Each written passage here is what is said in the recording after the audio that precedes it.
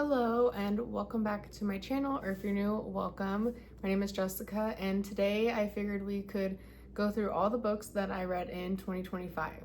Now, the majority of the books that I read last year were on my trusty Kindle thanks to the Libby app. Shout out to Libby. It does take time to get books sometimes, but honestly, it's worth it because it's free. But I do have a couple books that I read physically. My goal for last year was the same as 2024, which was to read 12 books, which I did that and some, so I'm pretty proud of myself for that. So this year I have made my goal 15 because I think I can probably do that, especially since the last 2 years I've read 16, but this video is not about 2026, this is about the books I read last year. So be sure to give the video a like if you want more bookish content from me and subscribe if you haven't already done so, and let's jump right into all the books that I read last year in 2025. I have our laptop here with Goodreads open, so if you see me looking down, then that's why. Mainly because I can obviously see the books that I've read on my Kindle, but I don't know the dates or what I've rated them and stuff like that. So I'm just going to be using Libby as a little reference because I want to make sure I'm giving any information that y'all would like. I will say I prefer Goodreads on the app, but since I'm filming with my phone, I can't really use that. So we are just gonna use it on desktop. Before we get into it, I'm not gonna give any spoilers or anything, so you don't have to worry about that if you haven't read any of these books and you're wanting to. I'm just going to be talking about what I read and basically my ratings. First book of the year is Icebreaker. Now this one I technically started in 2024, but I did finish it in 2025, January 13th to be exact, and I read the majority of it in 2025. It's obviously part of my 2025 reading challenge on Goodreads. This is the first book in the Maple Hills series. There is a second book.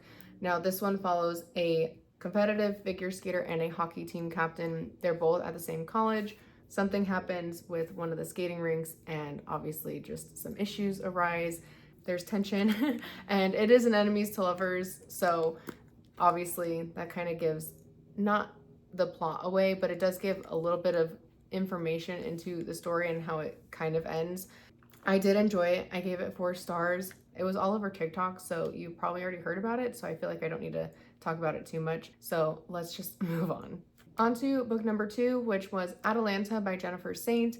I, as I've said before on this channel many times, love Greek mythology. And I've heard of Atalanta, but I didn't really know the story. So I kind of went into this not knowing anything, but I did really enjoy it. Again, I gave this 4 stars. This follows Atalanta and her story. I think this was, if I remember correct, my first book by Jennifer Saint. I have read other Greek mythology books, but nothing by her yet. So I did enjoy it and I liked her storytelling, and I think she did a really good job of telling the story. I would probably reread it just because I do, again, love Greek mythology. If you have any Greek mythology recommendations, please leave them down in the comments. I have read quite a few, but if there's any that you think I would enjoy, just leave them down below. Moving on to book number 3, I read Wildfire, which is the second book in the Maple Hill series. Now this follows a completely different couple from the first book. This book starts at the end of the academic year with a party and goes into summer. They're both at a summer camp. There's a no fraternizing rule. You see where I'm going with that probably. Again, this is the second book in the Maple Hill series, so it was also all over TikTok, so you probably already know the premise of it. I gave it 4 stars, similar to Icebreaker. I did enjoy it, but that was my 3rd book of the year. The 4th book I read in 2025 was Caraval by Stephanie Garber. Now, this is the first book in the Caraval series. This book follows 2 sisters, Scarlett and Donatella, who get an invitation to Caraval, which is a carnival put on by Legend every year. I gave it 4 stars, probably 4.25.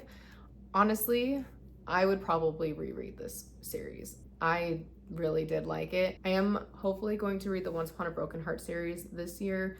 Again, that's not what this video is about, but it is the same kind of universe. It has a 3.97 on Goodreads, which I think is pretty accurate because like I said, I gave it 4.25 stars. So really enjoyed it, would reread, and that was my 4th book of the year. The 5th book I read in 2025 was my first physical book, though I did also kind of read it on Kindle, and that is Deep End by Ali Hazelwood.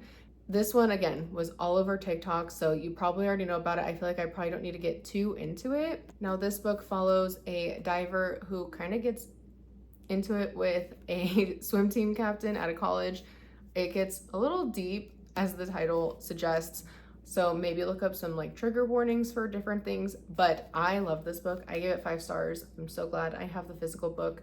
I do need to try to get this sticker off of it. But honestly, this was probably one of my favorite books that I read in 2025. It does have a 3.86 on Goodreads, which is a little shocking to me, but I know this is probably not for everyone, especially like the content, so I totally get it. But I loved it, and I will probably reread it because I think about it all the time. So that's book number 5 for the year. On to book number 6, which was Love Hypothesis, also by Ali Hazelwood. This book follows a PhD student who gets kind of mixed up with one of the professors at her college. It's like a fake dating situation. I enjoyed it, but I think since I read it right after Deep End, it got rated a little bit lower for me than I probably would have rated it if I read it any other time. As with a lot of romances, it's kind of predictable. I like Ali Hazelwood and her books. I've read quite a few of them. They're all on my Goodreads, obviously, which I will have linked down below if you're interested in following me over there. Honestly, like looking back on my rating, I'd probably lower it a little bit. This one has a 4.1 on Goodreads, which is higher than Deep End, which isn't really surprising because, like I said, I did enjoy the book and I probably would have rated it higher if I didn't read it right after Deep End. But I think my rating would be a little bit lower than that, probably like a 3.75 around there. It was good, and honestly, I couldn't really tell you what happened in the book besides like the fake dating, which is the main premise of the book. But anyways, I need to get it moving because this video is going to be really long if I just keep yapping. So that is book number 6 for the year.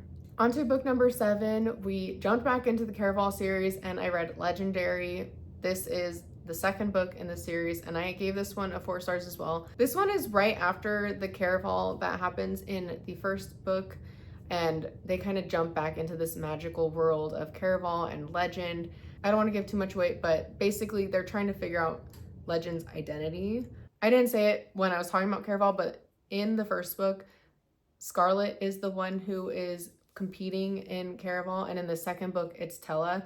So it's the same kind of premise as the first book, where they're in this magic carnival, Caraval, and playing this game. But in this book, it's the second sister who is playing the game. I do believe that she does find out Legend's identity in this one. I can't remember. And honestly, it was a little predictable. Like, I kind of knew that it was Legend, but I did enjoy the book and would probably reread the series maybe after I read Once Upon a Broken Heart, but that is book number 7 for the year. Next book that I read was Finale, which is the third book in the Caraval series. This book I also gave 4 stars. I think it was a good ending to the series. This book, there is no Caraval happening, but it is still following a game, but this one is put on by Scarlet instead of Legend. This one is a game for her past fiance and her current fiance. That's in the Goodreads synopsis, so I'm not like giving anything away, but I did think it was a good ending to the series. It was cute. I did really enjoy it. So that was book number 8 for the year. Book number 9 was Ariadne, also by Jennifer Saint, another Greek mythology retelling, which we know I kind of eat those up. But this one follows Ariadne and her sister Phaedra. They are daughters to King Minos, princesses of Crete, and this follows their kind of story with the Minotaur and Prince Theseus, that whole story. This one has 3.78 stars on Goodreads. I gave it 4-ish stars. Honestly, probably around 3.75, 3.8, you could say. I liked it. Now, was it my favorite Greek mythology? No. I do think that is probably reserved for Song of Achilles, which I read, I think in 2021, 2022, which absolutely destroyed me. So not my favorite Greek mythology retelling, but I did still enjoy it. I do like reading the female stories in Greek mythology, Clytemnestra, obviously Atalanta, now Ariadne. Again, 3.75 to 4 stars, but it is on Kindle Unlimited. So if you are already paying for that and you want to give it a try, that is an option for you. Book number 10 for the year was Babel by R.F. Kuang. Now this is the book that took me the longest to read in 2025. I started this book the end of June and I didn't finish it until the beginning of August. I read it on my Kindle. Honestly, it took me a really long time to read it, partly because it was such a big book. You've probably seen a lot about Babel as well, so I don't want to give away too much, but this book follows some students in Oxford. They are going to school for translation. There's magic involved. There's a bunch of different languages involved as well: Latin, Chinese, Greek, so many languages to where I think that was part of the reason why it took me so long to read, because I kept having to look things up, and I was highlighting words in my Kindle and like reading what the dictionary said. I did enjoy it, but I think with how long it took me to read, with how much I had to think, which it did get me thinking, which was a good thing, but with how much I had to think, how long it took me to read, I think also what I was going through in my life at that time, I did only give it 3 stars. It does have a 4.15 on Goodreads. I know a lot of people really enjoyed this book. Like I said, I enjoyed it as well. I just probably wasn't fully in it, and with everything that was going on, I probably could have enjoyed it more if I was reading it at a different time, or if I just gave more energy to it. But I was, again, kind of going through it. So I did enjoy it. I might reread it eventually, but it's going to take me a little bit to get there just because it is such a hefty read. Book number 11 is another Ali Hazelwood book. I read Love on the Brain. This follows Bee, who is a scientist, and she is kind of forced to work with an arch nemesis, you could say. It's enemies to lover romance. It's a little predictable, but I did enjoy this one, I think, more than The Love Hypothesis. Obviously, I could kind of see where it was going, but at the same time, it didn't feel as predictable in my mind. This one has 3.9 stars on Goodreads. I gave it like a 4-star. Since I took a little bit longer of a break between reading Deep End and this one, I do think I would rate it higher than Love Hypothesis. I did enjoy it a little bit more. There was a little bit of a twist at the end that I didn't see coming, which was kind of nice. So I did enjoy this one. Again, 4-ish stars, and that was book number 11. Book number 12 was the highly anticipated Fearless, which is the 3rd book in the Powerless trilogy. Now, I didn't get to read this as early as I wanted to because I put a hold on it on Libby and I was waiting for it to become available, but this book came out and I was so excited to read it. I love the Powerless trilogy. I have seen some people say that the Powerless trilogy is giving Hunger Games, and I can kind of see that. I didn't read Hunger Games growing up, so I can't really attest to that, but I can see where they're coming from with the whole game situation. Again, if you read the first couple books of the series, then you kind of already know what's going on. I did enjoy this book. It ended kind of the way I was expecting it to, in a way.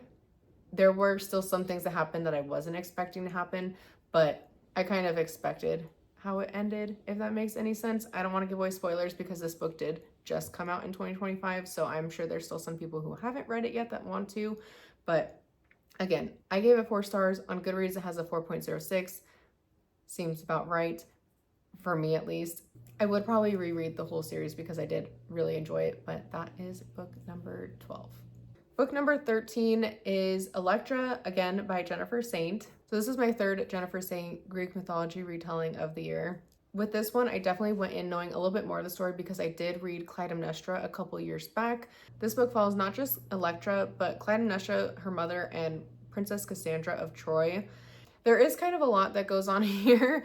Now, if you know the story of Clytemnestra, Agamemnon, you then kind of already know the story here. And I do feel like I already kind of had read this in a way because I had read Clytemnestra, but this is obviously following Elektra's point of view, and it does add that extra point of view of Cassandra. I will say this wasn't my favorite Greek mythology retelling just because, yes, it follows Elektra. I feel like it kind of bounced around a lot, enough to where I was like, why is this book called Elektra if it's not only following Elektra? Also, I've seen some people say Elektra is insufferable.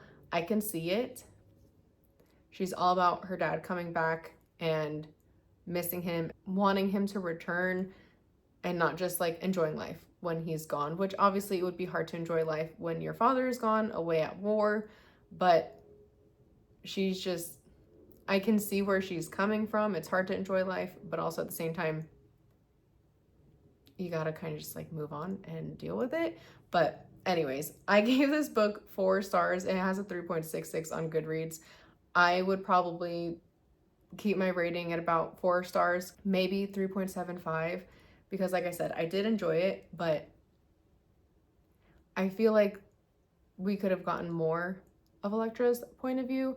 and then maybe had a separate book for Princess Cassandra. Obviously, we already have one from Clytemnestra's point of view from Cassandra Casati. That's just my opinion on that one. But that was book number 13. Next, we have Fearful, and this one I didn't even know was going to be getting released until I went and put my hold on Fearless. This one I've already talked about on the channel a little bit, so I won't go too in depth. Plus, it just came out in 2025, so I don't want to give anything away. But it follows two different characters, not different characters. One of them is one of the more main characters, Kit. This is more from his point of view, so you still have the other two more main characters from the trilogy. They're kind of on the sidelines and it's following him more. I enjoyed this. I gave it 4 stars. Again, this one does have a 3.35 on Goodreads, which I can see, but I did really enjoy this series in general, so I think that's why I rated it the way I did. This book is set during the time of Fearless, so you could probably read them around the same time. I read this one obviously after Fearless. This follows Kit and another character, Death, so you can kind of get where I'm going with that. Again, I don't want to give away too much information because this book did just come out, but I enjoyed it. I gave it 4 stars. Now, I've seen some people saying, did we need this book? Not really, and I can kind of see that, but it's a little bit extra to the story, and maybe I just wasn't ready for the Powerless trilogy to be over, which is why I'm kind of glad we got this little side story, you could say. But again, I don't want to give away too much information, so that was book number 14 for the year. Book number 15 of the year, I finally read Fourth Wing. Now, I bought Fourth Wing physically, I think back in 2022, maybe 2023, and I read like 1 or 2 chapters between books, and then I never jumped back into it. And then the second book came out, Iron Flame, and then the third book came out, and so I was kind of putting off reading the series, but I did finally read it. Now, I read it physically, but I did also have it on my Kindle. This one also was a little bit hefty, not as much as Babel, but it was a bigger book for sure. I obviously don't think I need to talk about Fourth Wing too much. If you have been on any social media over the last couple of years, then you know all about it. Follows Violet Sorrengail, who is supposed to be going into the scribe quadrant, but ends up in the writer's quadrant. Enemies to lovers type of situation, dragons, fantasy, romantasy, all of that stuff. I gave it 4 stars. It has really high ratings on Goodreads, like 4.6. Now, is this as good as the Throne of Glass series or ACOTAR for me? No. Honestly, I don't know if anything is ever going to top ACOTAR or Throne of Glass for me, but I did really enjoy this series, and I think I went into it with low expectations because I have seen some people say that they didn't enjoy the series. So I went into it not expecting much, but I did really enjoy it, and I'm currently reading Iron Flame and will be reading Onyx Storm after that. So again, I liked it. I gave it 4 stars. I feel like I don't need to discuss it too much because if you are on any social media, then you already know about it. So that was book number 15. For the last book of the year, I read Yours for the Season by Emily Stone. Now, I did read this physically because I waited too long to put a hold on it on Kindle, so I wasn't going to get it in time. This book is a second chance, fake dating, romance. It's a shorter read for sure. I definitely didn't start this early enough because I read it the last week of the year. I started it on the 23rd and I didn't finish it until New Year's Eve, but it was a cute holiday read. This book follows Melanie, who was broken up with 6 months earlier by Finn. She's trying to move on with her life, but he shows up at her door right before Christmas with a proposal to spend Christmas with his family in the Scottish Highlands. Now, this is all on the back of the book, so I'm not giving anything away. She agrees. It's only a week. What's the worst that can happen? I think you can see where this is going. So again, I don't want to give away any spoilers or anything, but I did enjoy this. Again, pretty predictable.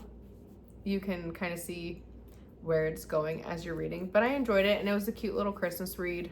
I gave it a 3 stars. I'd probably do like 3.25, 3.5. So 3.6 on Goodreads does kind of check out because it was cute and, like I said, a good holiday read, a little feel-good book if you would like, but again, kind of predictable, so that does bump it down a little bit for me. I will maybe reread this next Christmas, who knows? But I do have a couple other books that I think I might want to read next year for some holiday vibes. So that was the last book of 2025. And with that, we are finally finished going over all the books I read in 2025. Honestly, I think it was a pretty good year for reading. Again, I read 16 books when my goal was 12, so pretty good on that front. And it was a fairly diverse year. Yes, there was a lot of romance, some fantasy, but I also threw in some historical fiction and some Greek mythology in there as well. So it wasn't all romantasy. Again, I think 2025 was a good year for reading, and I'm definitely looking forward to seeing what books I read here in 2026. If you have any recommendations, definitely leave them in the comments below. Let me know if there's anything you think I would really enjoy or what you think I should read this year. If you like this video and want to see more book content from me this year, definitely give the video a like, and don't forget to subscribe before you leave if you haven't already done so, and I will see you in the next video.